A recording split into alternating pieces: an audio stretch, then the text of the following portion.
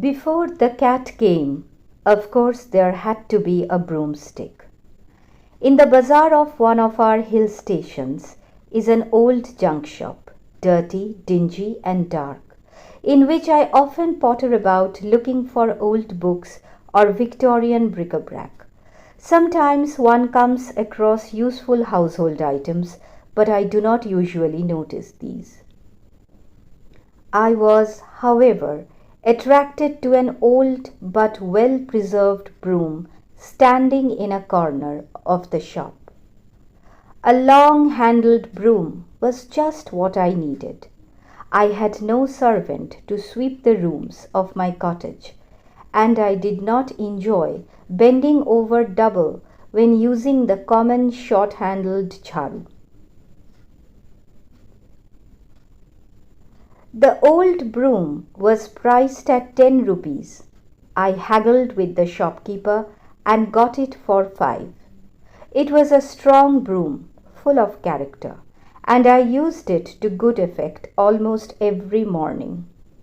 And there this story might have ended, or would never have begun, if I had not found the large black cat sitting on the garden wall. The black cat had bright yellow eyes, and it gave me a long penetrating look, as though it were summing up my possibilities as an exploitable human. Though it meowed once or twice, I paid it no attention. I did not care much for cats. But when I went indoors, I found that the cat had followed me and begun scratching at the pantry door. It must be hungry, I thought, and gave it some milk. The cat lapped up the milk, purring deeply all the while, then sprang up on a cupboard.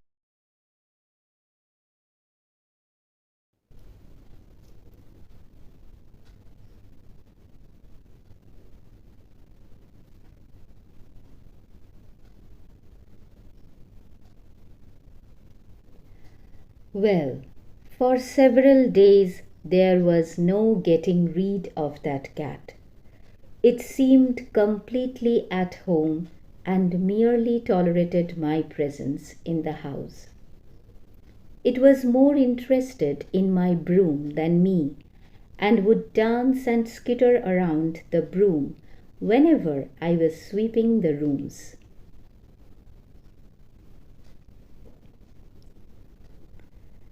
And when the broom was resting against the wall, the cat would sidle up to it, rubbing itself against the handle and purring loudly. A cat and a broomstick, the combination was suggestive, full of possibilities. The cottage was old, almost 100 years old, and I wondered about the kind of tenants it might have had during these long years. I had been in the cottage for only a year, and though it stood alone in the midst of a forest of Himalayan oaks, I had never encountered any ghosts or spirits. Miss Bellows came to see me in the middle of July. I heard the tapping of a walking stick on the rocky path outside the cottage, a tapping that stopped near the gate. "Mr. Bond," called an imperious voice, "are you home?"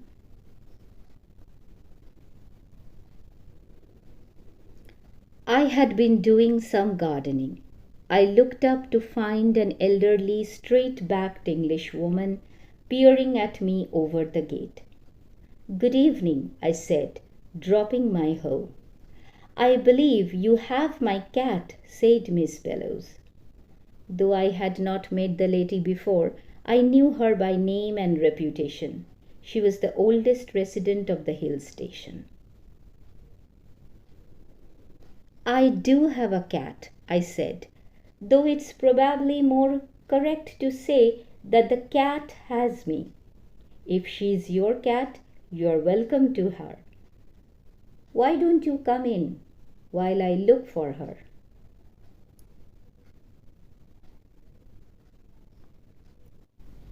Miss Bellows stepped in. She wore a rather old-fashioned black dress, and her ancient but strong walnut stick had 2 or 3 carves in it and a knob instead of a handle.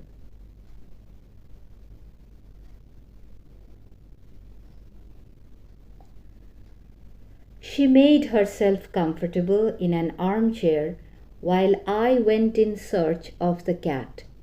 But the cat was on one of her mysterious absences, and though I called for her in my most persuasive manner, she did not respond.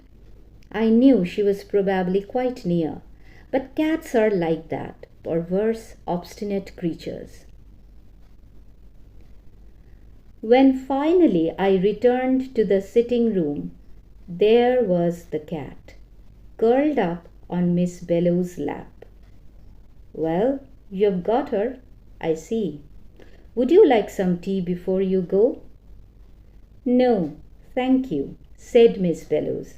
"I don't drink tea."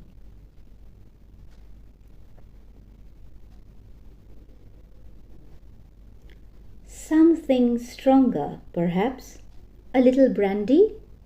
She looked up at me rather sharply. Disconcerted, I hastened to add, "Not that I drink much, you know. I keep a little in the house for emergencies. It helps ward off colds and things. It's particularly good for, for colds," I finished lamely. "I see your kettle's boiling," she said.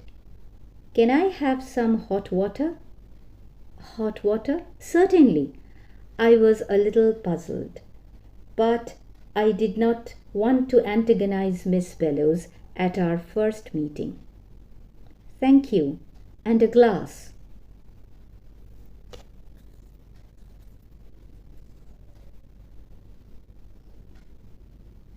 She took the glass, and I went to get the kettle.